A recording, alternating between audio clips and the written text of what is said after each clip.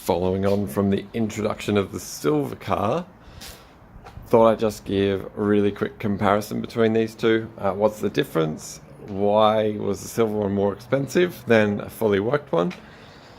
If we start with the blue one, this is a 2.8 litre Tomei stroked N1 blocked RB26, so it's a 28 now. Has different turbos, obviously different inlet, different fuel system. Basically everything is different on this engine.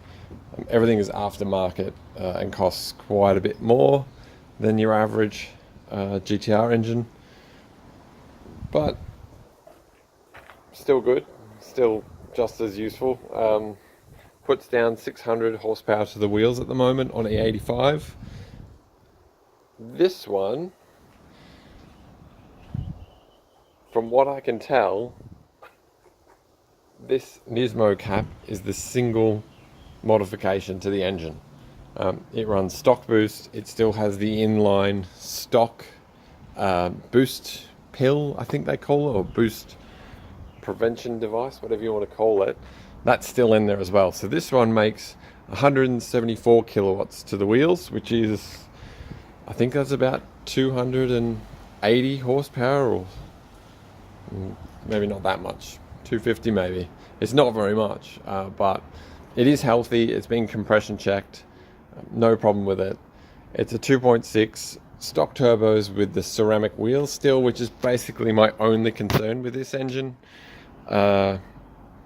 It has stock gearbox, stock clutch, stock diffs, stock drive shaft, stock everything, whereas this one has a completely different set, different clutch. So this one's a twin plate, silver one's a single plate, has different drive shafts, different wheels even, different brakes, different diffs, different gearbox internals. It's got a shortened gearbox, so it's faster off the line, which is kind of ridiculous when you have 600 horsepower.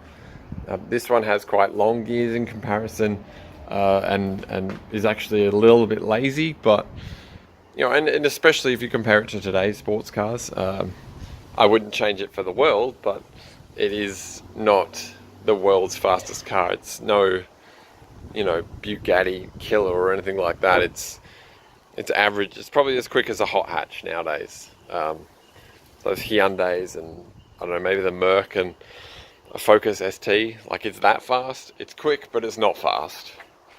This one is ridiculous, to be honest. It's a bit off its head. Should be good for 10s in the quarter. It tops out at 270 though, so that's not so brilliant for track work or freeway work if you're that way inclined, which I'm not.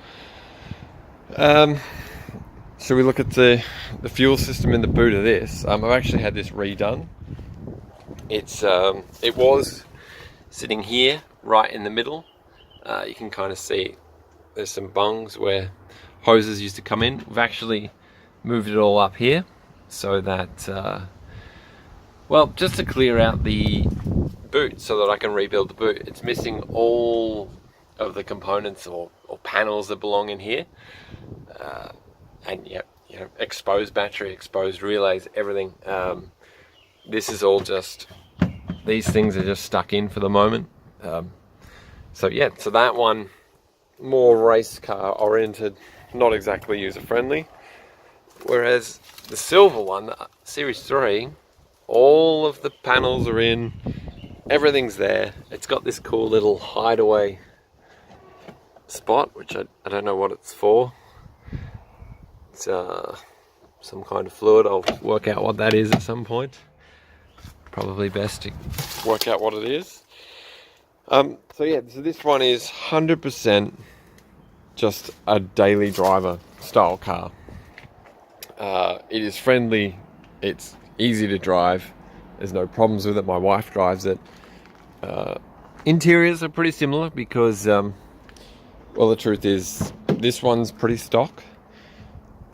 So I mean, it was just previous owners done a bit of trimming, but you know, same steering wheel, same gauges, aftermarket stereo, which is actually worse than the stock one, so points there. Otherwise, yeah, completely stock. This one has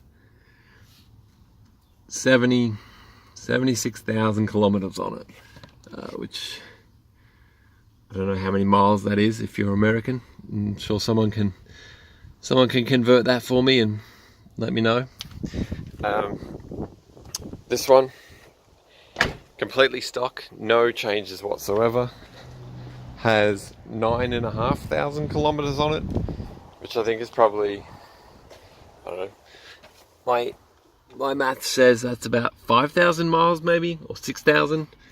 Again, you can probably tell me. Yeah, utterly stock, this thing. Tape deck, which is pretty sweet. It's like a fancy iPhone holder.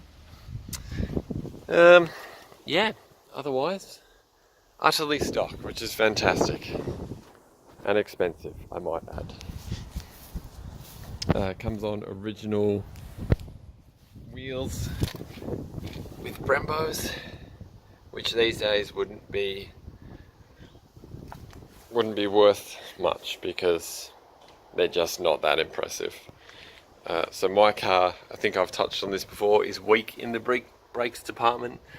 Still uses that same Brembo caliper, just with different discs. It's also got a metallic pad in it, because you do need to stop these things. Comes on work rims, whereas these are the stock Nissan rims. So, in effect, these two cars would cost the same to buy, and one of them is kind of a collector's item, and the other one is more of a street racer's car. Not that I do that, but it could be that way. Anyway, let me know what else you want to see about it, and I'll try and do a few more videos a bit more often.